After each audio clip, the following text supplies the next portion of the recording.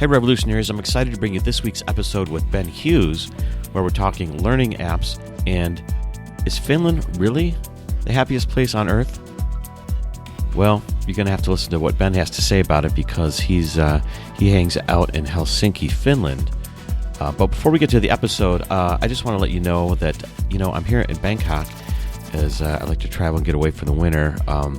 And I wanted to share a cool discovery with everyone that I found. So, I like to come out here and just explore, get out of the winter, and knock around and, meet new people, make new friends, look for some business opportunities and such, try to understand how the world is spinning on the other side of the world outside the United States.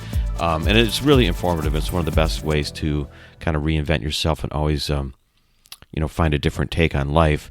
But it's like a struggle sometimes when I'm traveling because, I always want to bring my horn when I'm away from home more than, 3 or 4 days because I need to stay in shape for playing. And it's always a challenge to figure out, if you're staying in a little hostel or, a cheap hotel, even expensive hotel, there's no place to practice where people want to put up with you playing loud. So, for example, but I found a cool place that's got practice rooms here.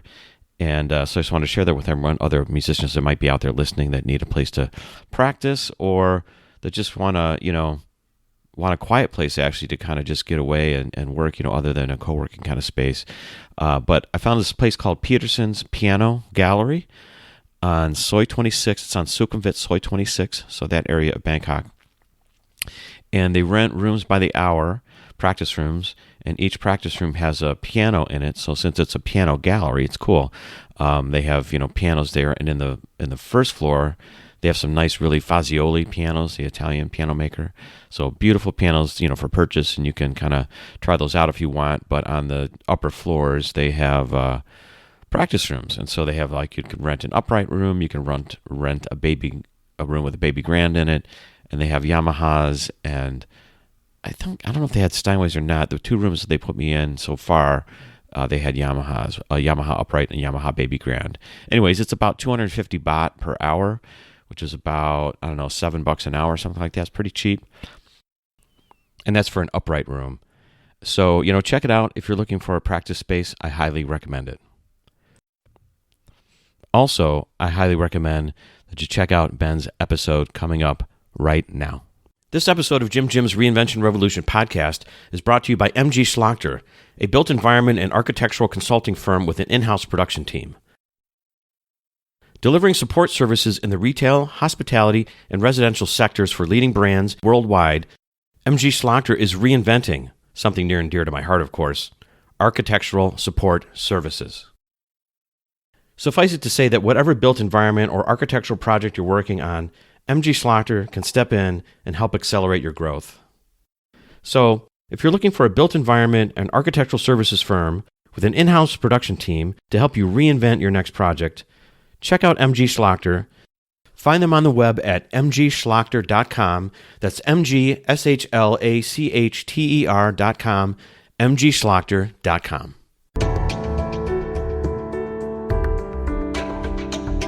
Welcome to Jim's Reinvention Revolution podcast, the show that explores reinvention in the digital age as it relates to career, creativity, and technology. Stay tuned for interviews with professionals, entrepreneurs, and creatives that have reimagined success and are making a pivot. If you'd like to listen to the entire back catalog, visit jimreinventionrevolution.com for instant access. And now, here's your host, Jim.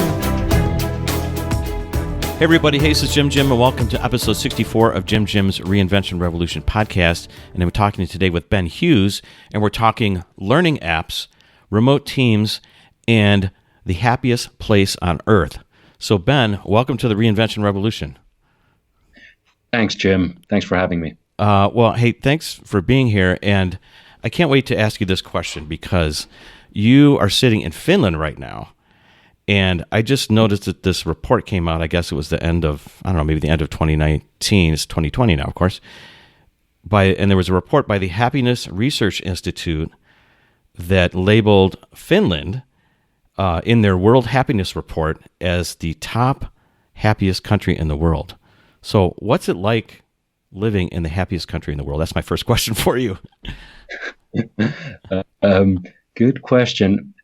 I think honestly, I also saw the report, and I think quite a few Finns were surprised at that because if it is the happiest, people, it must be like an inner happiness because when you look at the faces of people kind of going through the dark, cold, dreary January streets of Helsinki at the moment, it doesn't really show in their faces. But yeah, no, it's nice. It feels kind of like. How should I put this? Like a little bit secluded in a nice way. Things are peaceful and yeah, kind of relaxed. But it's not the kind of boisterous happiness that maybe the report the image that the report conjures up in your mind.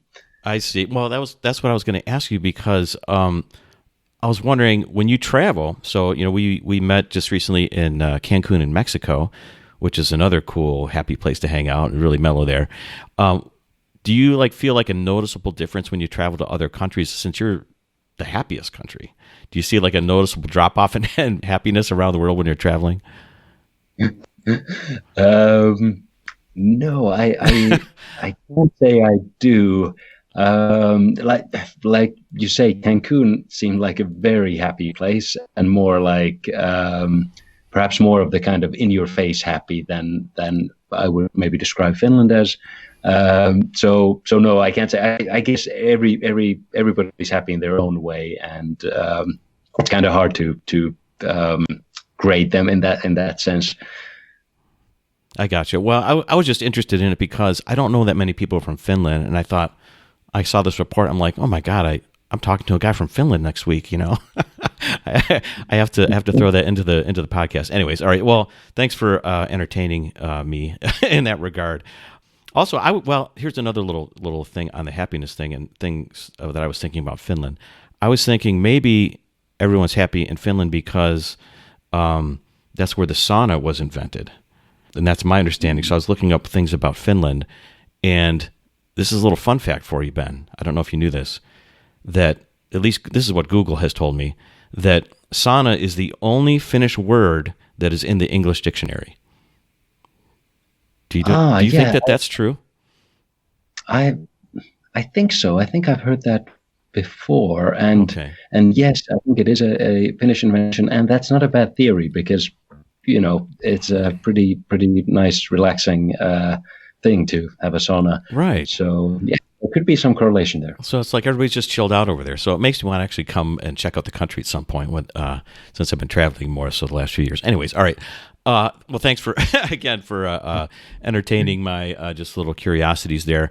But the reason why I wanted to have you on is because when we were hanging out in Cancun and you were there at the Nomad Summit and you were speaking there and you did a presentation on how to manage remote teams, and you gave a cool backstory about your experience in diving into entrepreneurship and trying to start companies and those kind of things, and really spoke to me. And we were hanging out afterwards, just chilling, I think, outside at the bar at the hotel, I think in the Selena.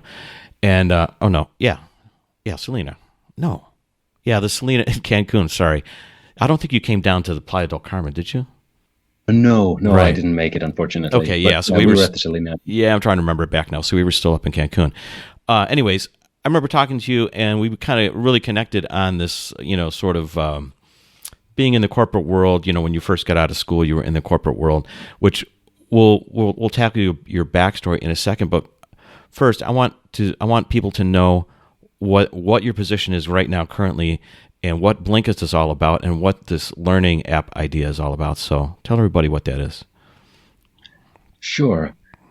Blinkist is a Berlin-based startup that was founded in 2012, so about 8 years ago.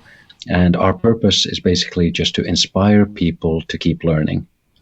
And the way we do that is that we try to give them content that, fits into this kind of modern, busy lifestyle that we're all leading today. So what we're probably best known for are our books and blinks, where we basically, convey some of the key insights from great nonfiction books. And those come in both audio and written form. And the idea is that this way users can both get valuable ideas quickly, but also they kind of get a taster of the book, so they discover more great nonfiction that they might want to read or listen to in full than later on.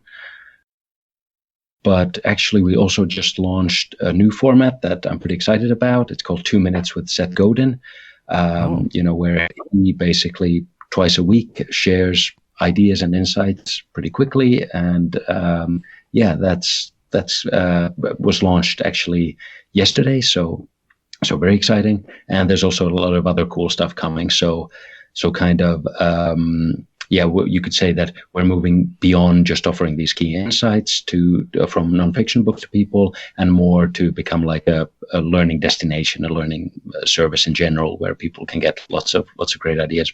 I see. Okay. All right. So this is great, because this widens out my understanding of Blinkist. So when I first encountered it, and when I've talked to a few people that have used it, and I have one particular friend of mine, she's like, "Oh my God, I know Blinkist. I've known it for like 5 or 6 years."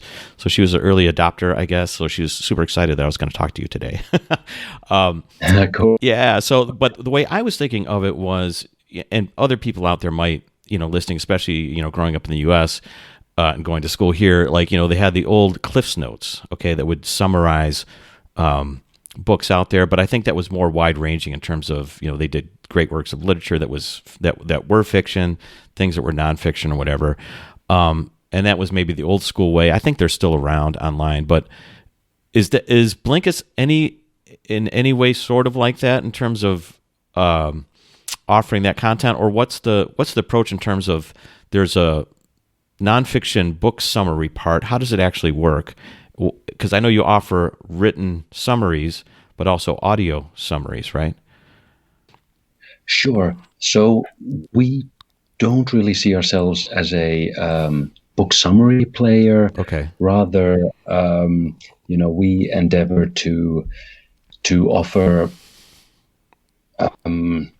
like the most valuable lessons out of the book, but in a way that still leaves you wanting, like, it gives you a good idea of what's in there and is valuable in itself, but also encourages you to go on and read the whole book, or listen to, as you say. It's also available in audio, which is very, very popular. But yeah, I guess in some way there are some similarities for sure. Mm-hmm. So yeah, like the reason a lot of people were using Cliff Notes was that there was like a fundamental time issue of some kind, and we're feeling it today more than ever, I would say. Right. That's maybe there's like the core motivation for people might be similar. We also maybe we take great pride in crafting our content in a way that it's not like a typical dry bullet point summary kind of thing where you just get the facts, but we try to make it really compelling, full of anecdotes, real life examples, something that really sticks in your mind. I see. Okay. All right. Well, that's good. I'm glad I asked that, because I wanted to kind of figure that out for myself, kind of distinguish it. So it sounds like you're trying to really give a real strong flavor of what that particular book is like, and the strong content that's in it, but not necessarily trying to cover all the details, all the points or whatever, kind of exactly. Like you said, continue to stimulate thoughts, but maybe, obviously you still want to read the book and get more out of it. Yeah. Or you might say, hey, this was interesting, but maybe not for me, but, still you have those insights, and you might talk to friends about them, and they might get excited. They might go on to read the book. So it's like, yeah, it's like a stepping stone to the whole book that might lead to, from the author's point of view, word of mouth, might lead to more awareness, more spread of their message, even if it doesn't lead directly to a sale, but it also might lead to a book sale. Right. Well, yeah. And I think, the world has changed, man, if you haven't noticed. And I think these type of apps, like these learning apps, or however they will evolve, I think one of the important things that they offer is discovery. So, we're overwhelmed with information. It's hard to know, where to go when you want to learn something about a specific topic or whatever. And, you ask 10 people and they give you, 3 recommendations each. And you're like, overwhelmed with the amount of stuff to dive in. So it's like, where do you start? So I think something like Blinkist that kind of can break it down for you. Be like, oh, let me get a taste of this thing. Oh, this is exactly actually what I was looking for, and then you can go farther. You know what I mean? So I think it does play a very interesting role these days. And I was thinking kind of like about the applications. Like to me, like the only application way back when for CliffsNotes was more of an academic environment. But I'm thinking today with when you're interviewing for a job, or you want to get up to speed on a different industry, or you're going to a cocktail party or whatever, there's a lot of different ways why you would use something like this. Can you maybe describe some of the use cases, or what, like for your customers, what's the typical customer, or is there a typical customer? So yeah, typically they're lifelong learners, and they have wide-ranging motivations, but some of the most common ones are that they want to improve their careers, or maybe their health, their happiness. Maybe they want to live a little smarter, pick up some good habits, learn about productivity, or just get new perspectives on the world around them. Like learn about something they might know nothing about. Like I think we have a pretty great book and links on a book called Cod, which covers conveys a lot of interesting facts.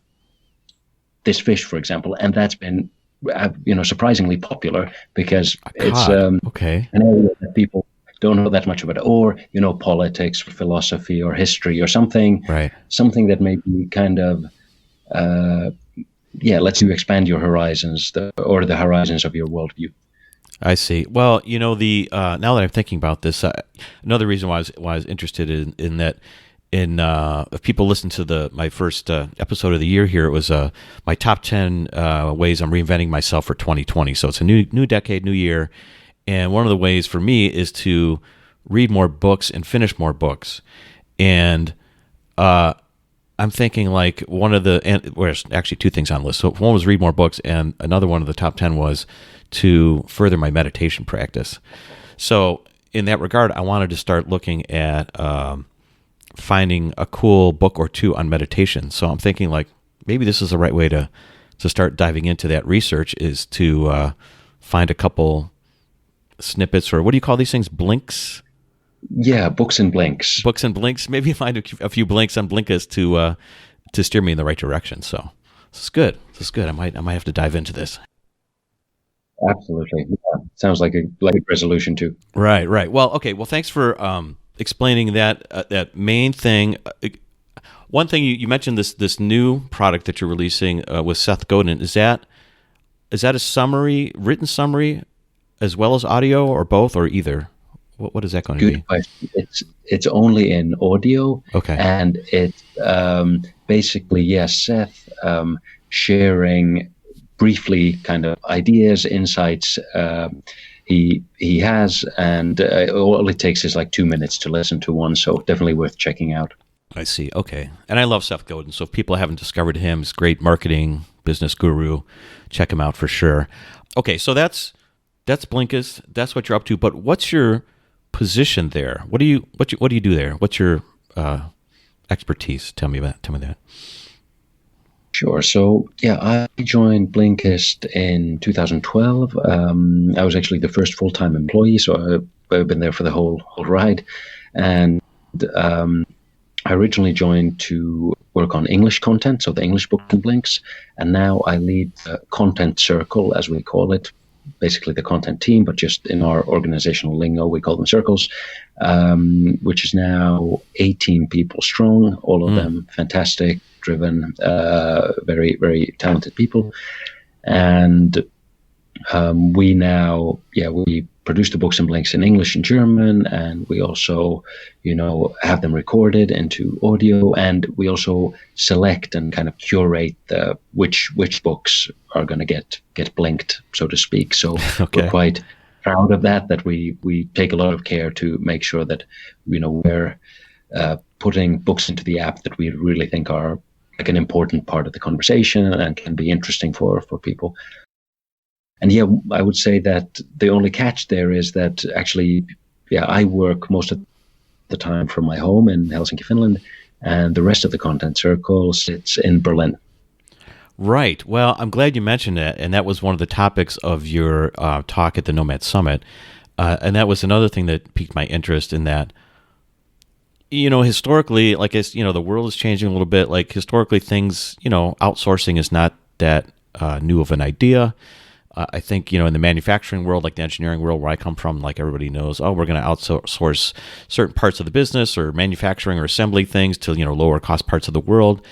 And there were ways to manage that. But now it's kind of like, I think people are taking advantage of, our connection economy now and not thinking about outsourcing for cost reasons necessarily, but managing things remotely for just, opportunity or just being able to get the right people involved, and they're not necessarily always co-located, et cetera. So it was really interesting to hear your take on trying to manage a team directly remotely rather than going through another local on-site manager or an outsourcing organization, et cetera.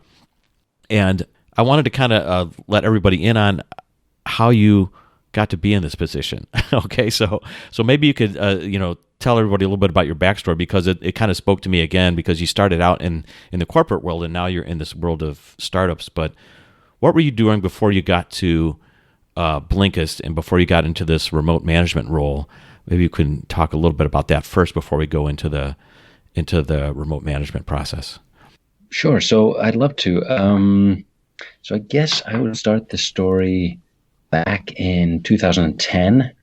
I just graduated from university and I was a management consultant. I was working for this big American company, and it really wasn't right for me.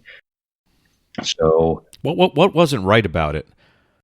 Good question. Yeah, I think it was pretty really, really long hours. And as a junior, I had just graduated, I was in a really junior position. Right. It wasn't that inspiring, intellectually challenging work. It was definitely challenging, but a lot of it was just number crunching, making slides, interviewing people, gathering data, kind of. It wasn't like you were actually redefining some big corporation's strategy, right, yourself. So it wasn't that compelling, maybe. And I felt that, but luckily for me, a couple of years earlier, I had been on exchange in Australia, and I had met this German fellow called Sebastian Klein, and we co-owned a car together, and we were driving around, seeing the sights and stuff. Unfortunately, one night, driving down a dark road in the middle of Queensland, a kangaroo kind of jumped into the middle of the road and crashed in through the windshield. And I was driving. I ended up, crashing the car into a tree. And everyone was luckily in the end fine. And, the car was totaled, unfortunately, but we still counted ourselves lucky. I actually, after the accident, I felt something in between my teeth, and I pulled it out. It was kangaroo hair. So it had come in through Seriously? the windshield and hit me in the face. Yeah. No way. Yeah. Oh my God. Wow. Yikes.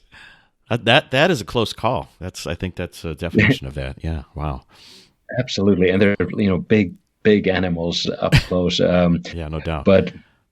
But yeah, I should add that the kangaroo was not fine, but okay. Wow. Other than that, we were okay. But yeah, so Sebastian and I stayed friends. So that was quite a bonding experience, I guess. Well, yeah, absolutely. I mean, Right. the thing is, he was not in the car at the time. He beach in Cairns doing his diving certificate or whatever, and I was driving up there with a few other exchange students. Oh, okay. And, I thought he was with you. All right, I gotcha. Okay. But he pretty much lost his investment in the car. But despite that, we stayed the friends, and he also wound up working as a management consultant, and he also didn't really like it. So we decided hey, let's start something ourselves, and we quit our jobs, and then I flew over to Berlin, and we sat down in his flat, and we were like, okay, now what? Now what are we going to do? Okay. Let's stop this just here real quick, because I have a question. So you're obviously, you guys are frustrated. You think like, let's do something different. How do you get to the point where you both quit your jobs and think like, well, we'll just come up with something? I mean, that's pretty. I mean, that's a pretty interesting pivot, I guess. What was going through your mind or his mind? Good question. I think it was confidence bordering on arrogance, like that. We'll figure it out. Like, I'm smart, you're smart. How could we possibly fail to create like a $1 million business in a matter of months? Like, let's just do something. I just love that idea, and I think that's why I was curious. I'm thinking like, probably when I got out of school the first few years, I might have thought the same way. Thinking like, how hard could it be, right? Right. And sometimes that ignorance is beneficial to the entrepreneur. But all right, keep going. Sorry. Yeah, no, you're totally right. In our case, I think a little planning wouldn't have hurt. Like, also because after you've quit your job, then the pressure's really on. Like, right. Okay, this actually now has to work. Right. But yeah, so maybe I'll just describe briefly the things we tried there. Mm-hmm. So the first thing was that it was a really hot summer. We were sitting in this sweltering apartment, and we like thinking that, okay, somebody must be willing to pay to alleviate this discomfort that this heat is causing. And we looked at the options like air conditioning. Okay, that's pretty expensive, and not that environmentally friendly. Mm-hmm. And a fan isn't really optimal. You can get like a sore throat or a cold from the draft. And then, but we kind of figured that there was something there. So I was looking into it, and I found out that the U.S. military actually uses a kind of scarf to deal with this issue when they're operating in the hot desert environments. Okay. And these scarves have they have a special filling in them. They're these like hyper absorbent crystals that you can barely notice them when they're dry. But if you soak the scarf in water, it becomes this like plump switch because the crystals absorb a lot of water. Right. And you put the scarf around your neck, and the water starts to evaporate, and that cools you down. And because it's around those like big arteries around your neck, that coolness gets kind of pumped all over the body, and right. It cools you down. And we thought, oh, great, this is it. It's pretty environmentally friendly. It's not expensive. It's cheap to produce, and we figure we can do something with this. And we decided to call it the penguin hug, because I don't know, it doesn't really make sense now that you think about it. Yeah, the penguin hug. I don't know why that name makes me chuckle, but to me it's a funny name. It's just like it's pretty the penguin hug. Oh my goodness. And I mean, it's either genius or ridiculous. Maybe that's, I don't know if that's the definition of a good name, but it's kind of funny. Exactly. It's hard to tell the difference between the two. It's like right. Ridiculous and good, it's easy, but like ridiculous and genius is hard. Right. But yeah, we also made like a logo for it, which is literally a penguin with its arms or flippers or whatever stretched out to the sides, as if to embrace you. And of course, we set up a website, and we found a factory in China to produce them, and that we were off basically. And I don't know, I honestly fully expected that within a couple of months we would be, making, well, if not millions, like hundreds of thousands, right. Because I thought like everybody's going to want one. This is going to sell like hotcakes. I wonder if we should order more already from the factory. Right. But this was like, misplaced confidence, to say right. the least, because it right. turns out that, it took me like 2 minutes to explain what it is. And it turns out it's really hard to sell something if you first have to explain for 2 minutes that, right. This is what it is, this is why it works, and then you have to start the selling process. So it didn't really take off. And we saw that it's still around. If you go to www.penguinhug.de, it's still there. Yeah, and it is still possible to buy them, but it didn't exactly become the thing that we were going to retire on. Right. Okay. Gotcha.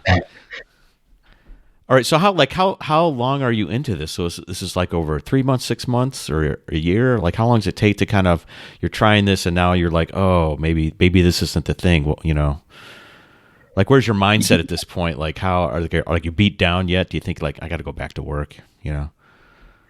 Oh, good question. No surrender at this point. Okay. Okay.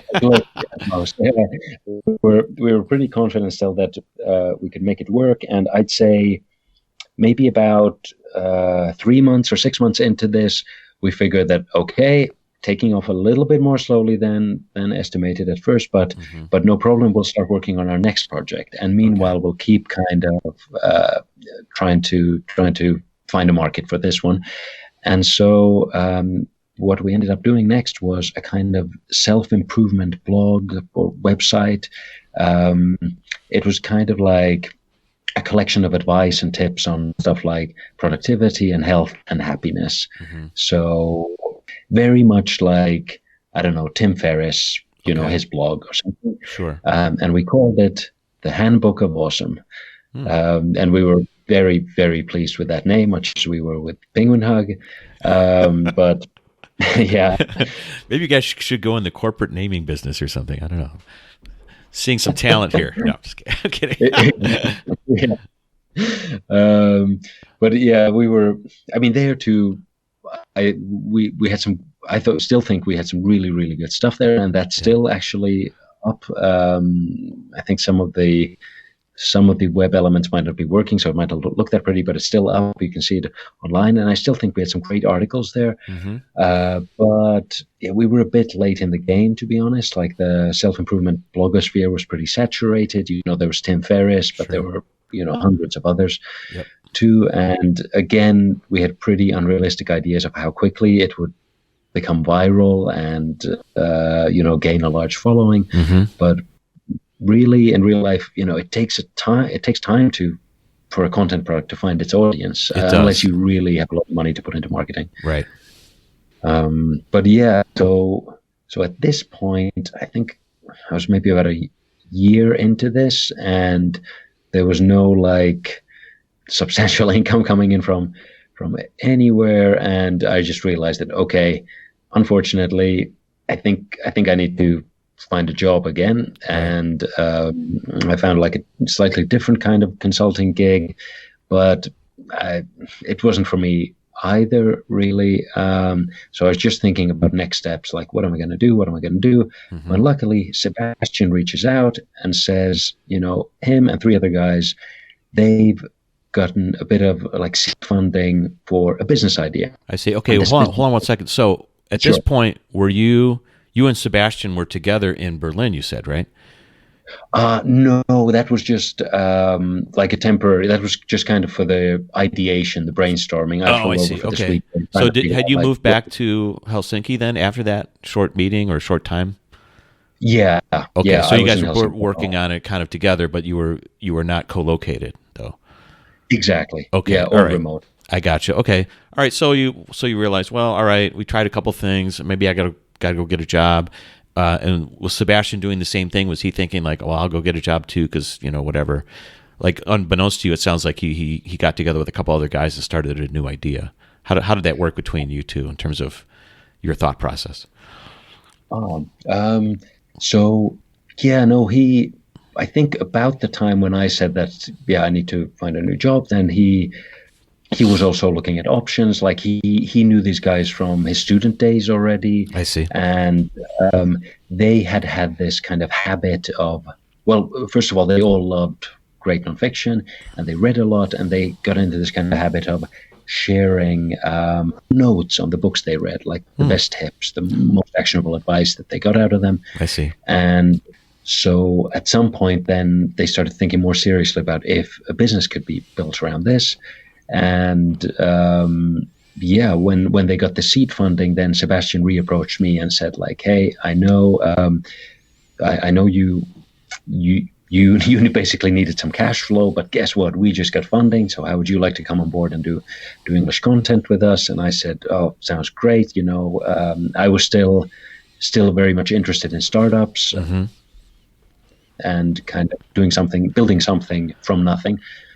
And basically my only concern was that I didn't really want to move to Berlin. I wanted to do it remotely from Helsinki, Finland.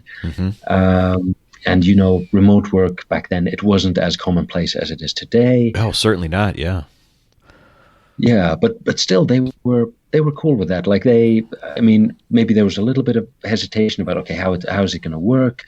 How often are you going to come over and so forth? But they accepted. And for the past 7 years and change, I've been working remotely for Blinkist, and I have to say it's been pretty great. And I think in many ways, it's given me the kind of freedom and location independence that was maybe one of the reasons I was interested in startups and starting something myself in the first place. Well, right. This is such a man. It's just a powerful story. Just listening to you talk about it and think about it, and because the world has changed, and it's the communication tools are there now, and I'm just thinking, like 15 years ago, 20 years ago, whatever. If this opportunity comes up, it probably doesn't happen. Maybe the company doesn't, start, or maybe doesn't get as strong or whatever. But, when people are like-minded and they're able to find the right folks, and they think like, man, you're the right fit. We've been through these trials, 2 other, businesses tries together, it links things that bond you, being in Australia and running into a kangaroo, destroying a car and all this kind of stuff. It's like, you're the guy that needed to take this position, and really, really move the company forward. And it's cool that everybody's mind was open that this was a possibility. And like you said, that's what got you excited, because you're like, yeah, I would love to do this, but why can't I do it from my home or whatever, where you don't have to move? Like when I got out of school, I was so into technology, but I'm from Cleveland, Ohio. Cleveland, Ohio is not a big tech hub, or at least it wasn't then. It's getting more of one now. And so, when I had to deal with technology, I had to go to Boston or Silicon Valley or Austin, Texas. Those were the big technology hubs. You couldn't really do it remotely back then. So it's just a cool story to hear about this. But I wanted people to understand how you got into this position of being able to manage this team remotely. So now they bring you on board. They're okay with you staying in Helsinki. How does the team grow, and how did you approach it in terms of being the manager, or being like, hey, you're in charge of developing this content curation and content part? How did you go about doing it? Good question. That takes me back. So I would say in the very beginning, it was literally me reading books and trying to distill the key, or figure out key messages, and then writing books and blinks. We didn't have audio back then. Okay. And Sebastian was doing the same for German. And after a while, actually very quickly, within like a couple of weeks, we realized that, hey, hang on, I think there might be a scalability issue here. Right. And we then started looking for freelancers who would like to do that too. And luckily, we had a pretty good pitch, because everybody loves to read, and Berlin is awash with like fantastically talented writers. So we pretty quickly found freelancers who were really good at doing that, and then pretty soon our jobs transitioned more into like training freelancers and editing their work and monitoring quality, and so and then what we kept hearing from customers was, oh, this is great, we love the service, but we wish there were more titles available. So we just had to produce more and more and more, and pretty soon we realized that actually we could really use some help in training these freelancers and editing their work and so forth.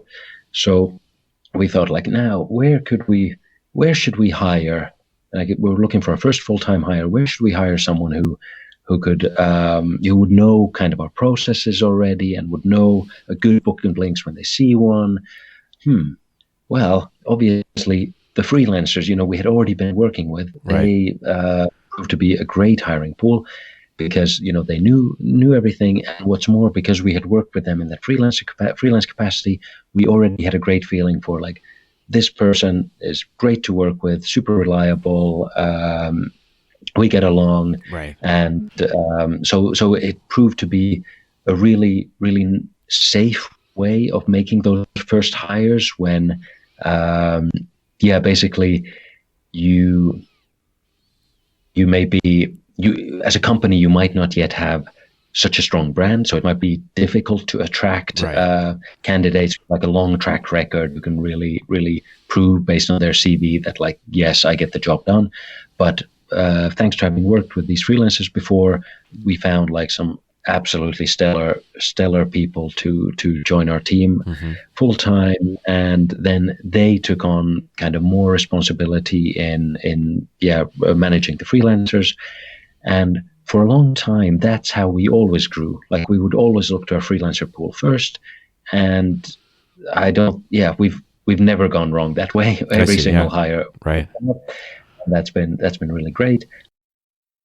In the past couple of years, we've also expanded a little bit to like people who haven't freelanced with us before, because we figure that that's also important to get like new perspectives from maybe people who have worked in other kinds of content companies, and they can bring in learnings from there, because everything we do, we've just figured out ourselves, so they can bring in a perspective of like, oh, you're doing it like this. That doesn't make any sense. This is how, we do it in bigger content companies or in the place I worked at before. And, it kind of really helps challenge the way we do things.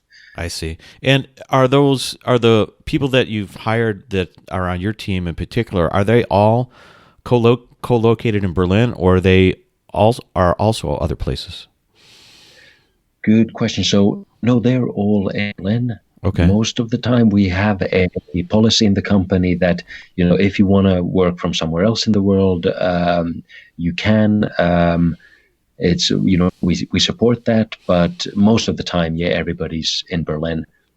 I see. Okay. Yeah, I was just wondering, like, as you're kind of, expanding and growing, maybe, again, trying to find the right people, they might end up not being necessarily in Berlin, Absolutely, yeah, and I, if anyone would be open to that, and I totally agree with you what you said about technology enabling this remote collaboration. I think it's on a big picture scale, it's very efficient, right? Like matching the right talent with the right roles, regardless of location. It just opens up the world of connections so much more that.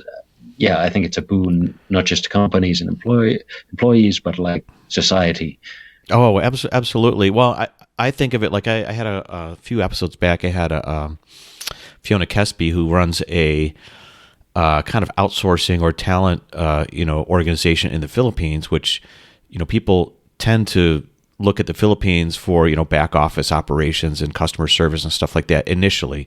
So they're the idea that's out there is still to kind of drive costs for large organizations.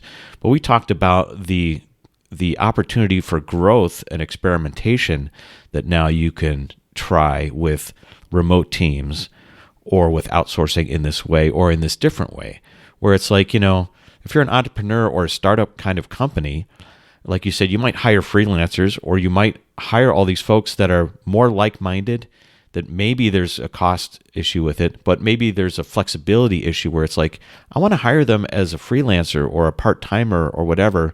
And again, finding those people that are open to that idea around the world, it's really, like you said, a more of an efficient way to go about maybe building and experimenting and trying new things and developing new things more quickly.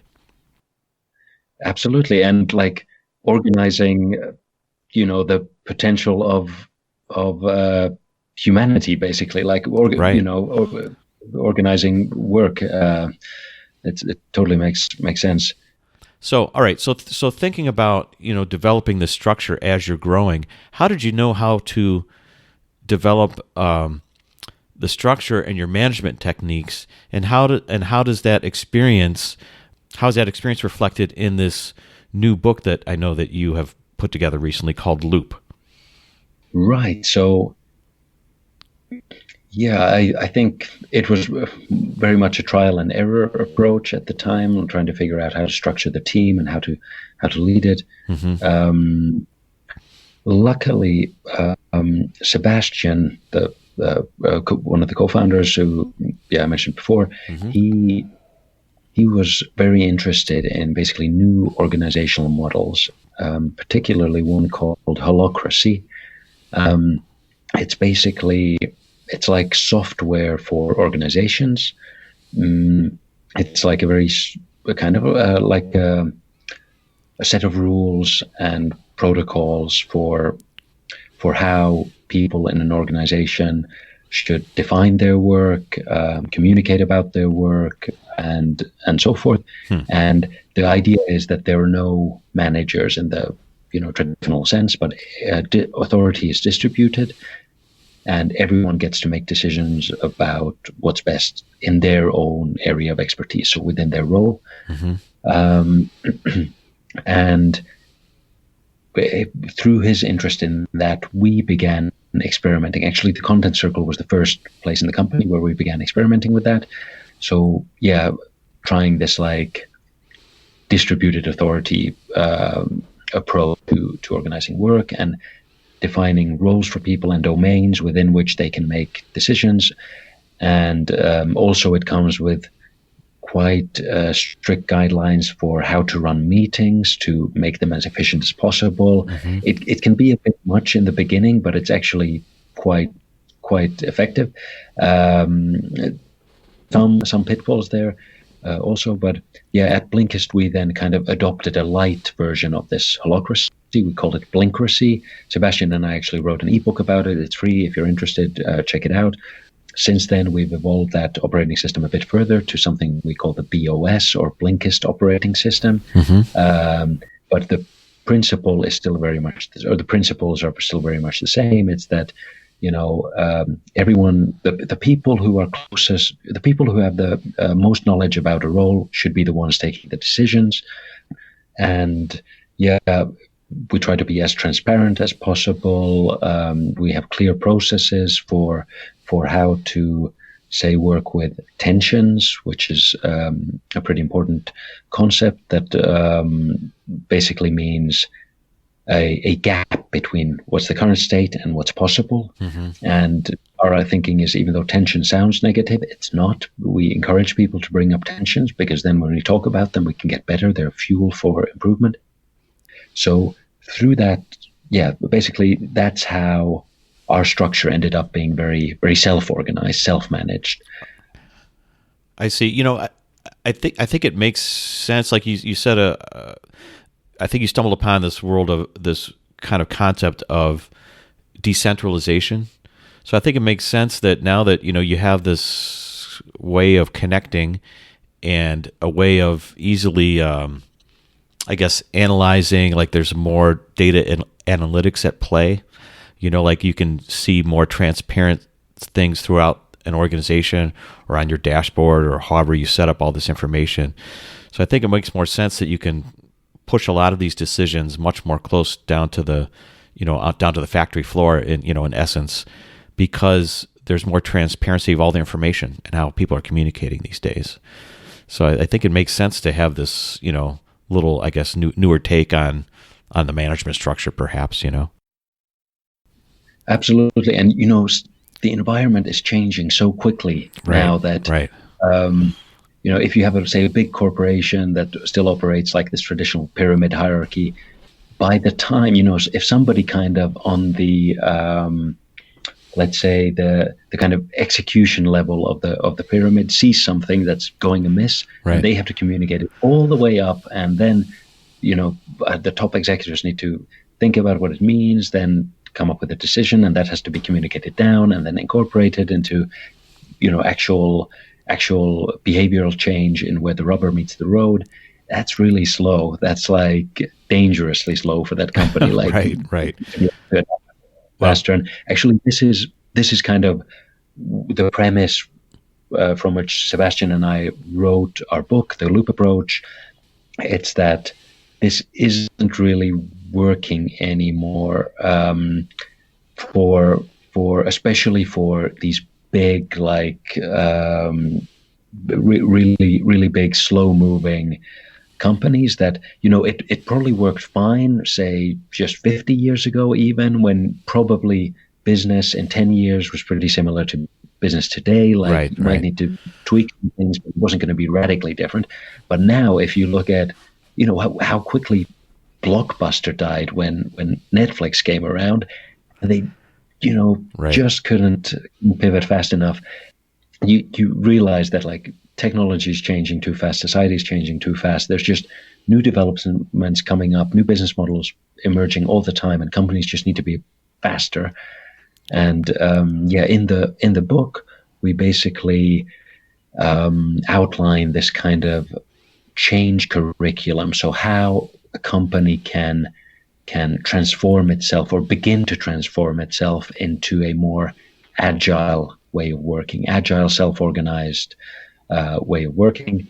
And the idea there is too that it's evolutionary. So we just try to go one step at a time, always think about what's the next step that will make this company more effective, basically more competitive. And at the moment, our view is that it's definitely like this very human approach, valuing people, being very transparent, distributing authorities, so not a top-down kind of strict hierarchy. Right. But we're also saying that might not always be the case. Like at the moment, we think that makes sense. Mm-hmm. But with the loop approach, we try to instill this kind of evolutionary mindset that, we don't know exactly what the outcome is going to be. It's more, the goal is that the company is always adapting to the environment it's in. And if that environment, for whatever reason, becomes very stable again, it might be that the, adaptation then is to go back to an old school hierarchy. But at the moment, we don't think that's the case. Right. Well, I definitely like the approach because to me, it's always about the right recipe. It's kind of like you're conducting an orchestra, and it's like whatever's needed at the time. You got a little bit more, violins, a little bit less percussion, whatever. Based on the music you're trying to play, right? Based on the market and what's going on in society at large. So cool. So when is that book? I thought I saw something about it that's going to be released here in 2020. Is it out yet? Can people find this? Yeah, so it's out by a German publisher called Campus for the German market. Okay. But actually, the Chicago University Press is republishing it in the U.S. I would say sometime in February. So it could be out there, and that makes it more available in the U.S. I've heard from some friends in the U.S. who have had trouble getting their hands on the version we published in Germany, even though it's also in English. I see. But so pretty soon it should be available in the US too. All right, so look for that later in the year. All right, so got a few minutes left here, but before we get out of here, there's always a couple of questions I like to ask people that come on the podcast, and one is about technology, speaking about how fast it's changing, etc. What's your approach, and what's your feeling about technology? Either personally or within the business. How do you continue to keep an open mind about it and keep that style of being open to pivoting all the time? How do you feel about it? Good question. So when you first when I mentioned it and when you asked me, my first thought was like, actually, is technology from my perspective moving that fast? Like if I think back 10 years ago, we already had smartphones and Netflix and Uber and Airbnb and food delivery and social media and everything. But no, I definitely agree. It is moving fast. It's just like just a thought came to my mind when you mentioned that what is from the consumer's perspective, But thinking about broader trends. There's a lot of cool stuff going on, I have to say. And I think like from, AI to gene editing to drones and Right. blockchain and self-driving cars and what have you. And I think, so I see the pace of change continuing, and I see it driving big societal changes over the next decades. And I think, as always, it's going to create a lot of opportunities for those who spot the changes early and can kind of understand what needs they create very quickly. Like, I'm just talking a little bit first about the technological topic. So Sure. I guess I also see some dangers there. Like, well, as always with technology, it's not good or bad, but Right. it has consequences. They're both good and bad.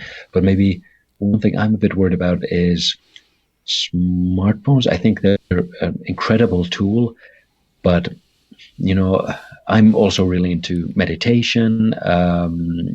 Got to plug the Sam Harris Waking Up app. It's wonderful. It's done wonders for my meditation practice. But yeah, so I think smartphones are maybe leading some people to lead lives that are more like dopamine driven, and I don't know. I just worry that some people might be kind of missing out on some aspects of life that you can really only enjoy through mindful presence. And I think a smartphone can be detrimental to that. I think it's also a wonderful tool, and can really help in building useful habits and accessing information and so forth. But I think, yeah, it's something to be aware of. Right. And yeah, in general, I have to say I see tremendous potential in how apps and smart devices can be used to shape good habits in us and help us lead the lives we do at them, we want to. I guess something like notifications from social media, there maybe for some people they help them lead the lives they want to, but I see for many people those might also be detrimental. But I think in the coming day we're going to see more and more like apps helping us lead the kinds of life. Like we're kind of overdosing now a little bit, like smartphones providing everywhere, but I think soon we're going to start seeing like apps really increasingly helping us lead the kind of lives. I was just going to say, I think so too. Like how I might describe it is sort of growing pains with this new technology, where it's like it's so phenomenal. There's so many things you can do with it, and everybody's trying a bunch of things, but these growing pains of like maybe it's too extreme in this way or that way. We're still kind of wrapping our heads around how to use it the best way for humanity or for us or for the world. Yeah, and maybe regarding the how do I keep my mind open to pivoting? So I guess, frankly, I'm at the moment in a place in life where I'm not really thinking about pivoting anywhere right now because I have 2 small kids, and Blinkist is growing, and I think it's delivering all the excitement I need at the moment. So for now, like my priority is stability, but I don't think that'll last forever.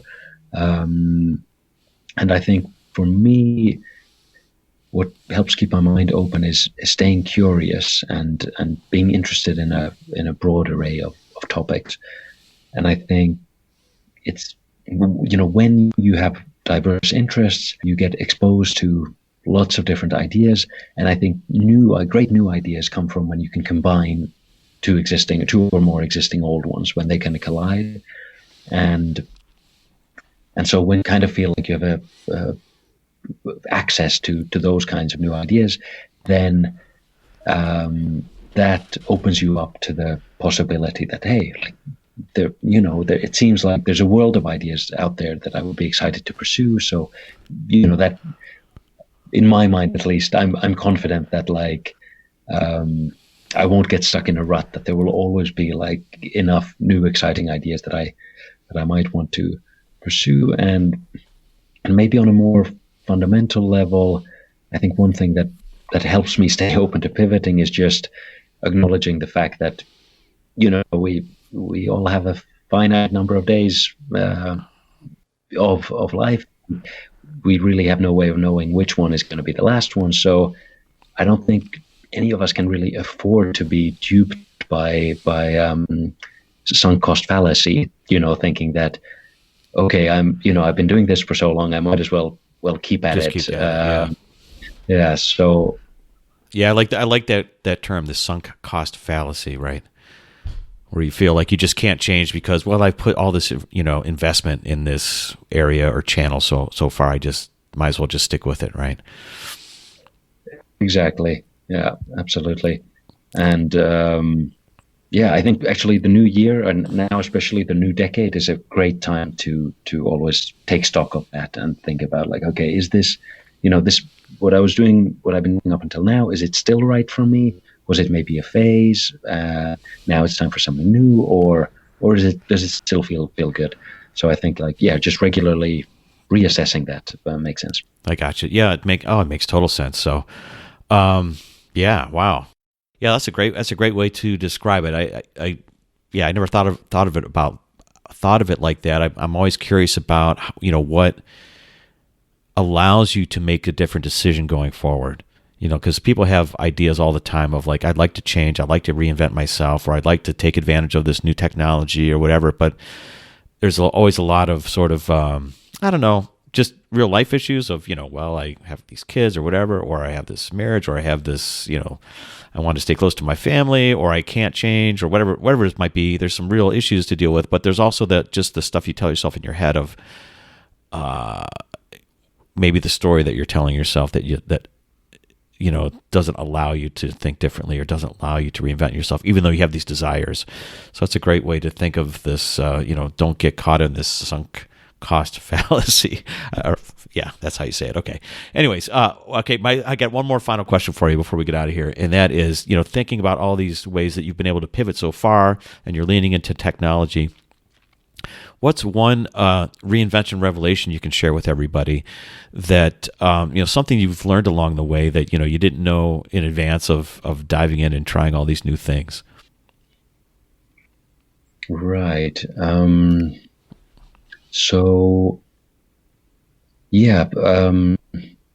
Well, let me start in 2003. So this was actually at the beginning of uni and my studies, and I was spending like a couple of months in India, Nepal, backpacking. I don't know, supposedly trying to find myself or something. But I went on one of these 10-day silent meditation retreats, Vipassana retreat in Dharamshala, where the Dalai Lama is in exile, and I attended this meditation retreat. I don't know what I was looking for exactly. I soldiered through the 10 days, which is, tough because you're not allowed to talk or anything. But right. I don't think I got much out of it, to be honest. And in retrospect, I think it's because I was more interested in, like, obtaining the experience of attending this retreat and, ideally getting some kind of flash of enlightenment. But it wasn't really like an intrinsic interest in, like, I want to meditate. It was more like, I would like one enlightenment, please. And right. You thought this was like a means to an end or something. Yeah, exactly. Yeah, instrumental, not intrinsic. Exactly. So that was my first experience with meditation. But in the past 3 years, I've really gotten back into it and into mindfulness more. I started with this great book by a Google engineer called Jade Ming Tan. The book is Search Inside Yourself. It was really good. And now, more recently, the Sam Harris Waking Up app, which I already mentioned. And I have to say, it has just opened my eyes. It's opened up this whole new dimension in my life, which is like was previously hidden to me, but now, I find I'm so interested and fascinated in exploring this experience of being conscious, which all of us have and all of us can explore. And it's really brought a lot of revelations. And, some of them are not pleasant. Like, you realize that, wow, for a long time, I was, my life was basically just dictated by distraction and reaction. Right. And, but also, like, really nice, interesting ones. Like, okay, what am I? What is it like to have a thought? What is it like to have an emotion? And also, what I'm getting to here is that I have a much better understanding of my own mood states. And one very, very concrete finding I've had from this is that wow, sleep is just so important. Getting enough sleep and getting enough good sleep, it's crucial to how you feel during a day. And now I realize that, okay, if I don't get enough sleep, if I even sleep in, like, I don't know, a weird place, or for some reason I'm like in a hotel or something that is just not the bedroom that I'm used to, Right. I sleep more poorly, and that's an immediate impact. And actually, it makes me pretty irritable and kind of grumpy, and occasionally kind of a jerk. Like, and I think in my 20s, I just think that, okay, wow, this must be what it's all the time, but only now, thanks to putting the effort into mindfulness, am I noticing this. I was just going to say that it was probably happening all this time, and you never really just even noticed it before. Other people around you might have noticed it, but you probably weren't even just had any awareness of it at all. Now you see it all. That's pretty interesting, right? Absolutely, yeah. And I'm totally sure that in previously I was also acting the same way, but I had no awareness. And especially when you're in your 20s, you don't care about sleep. I was running on fumes the whole time, and I just shudder at the thought of how inconsiderate I think I probably was a lot of the time. And I mean, no, it does not excuse the behavior, but it just was a revelation for me that, like, wow, I didn't realize there was this big factor dictating the quality of my days. And I was just plowing through them, not noticing, not caring. And just I think meditation and mindfulness has really helped me discover this very concrete lever for improving the quality of my life and interactions with others. Right. Well, I couldn't agree more. I love that term, concrete lever. That, like, I think people sometimes when they hear about meditation or mindfulness or whatever, they think it's a little bit, I don't know, fluffy or hippy dippy or something. They don't quite understand that. No, this is like a real tool that can really improve your life, improve your focus, improve your health. So that's what, one thing I've noticed about it. So I've been getting into it the last, 3 or 4 years, I would say. So cool. Yeah, that really resonates with me. And I think people need to hear that message too. So thanks for sharing that. Really appreciate it.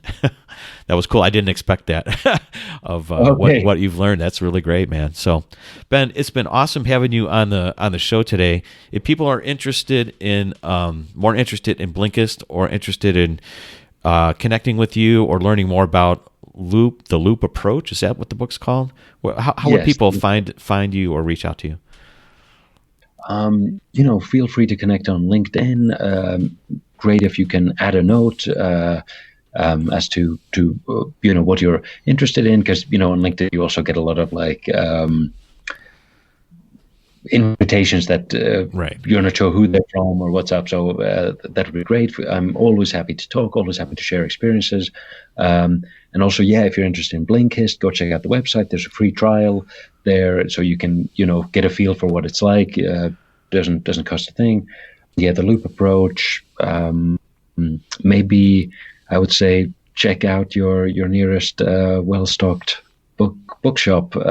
Probably Amazon more realistically. Right. In February, if you're interested in that, I highly recommend it. I think I'm biased, of course, but I think there's great stuff in there, and the illustrations are really, really nice. It's like not just that the ideas are compelling, I would say, but it's a really pleasant read too. I see. Okay. Well, make sure you look for it, and I'll have all those references in the show notes. So make sure you go to JimJim'sReinventionRevolution.com and look for that episode when it comes out, and all that information will be there. Ben, thanks again.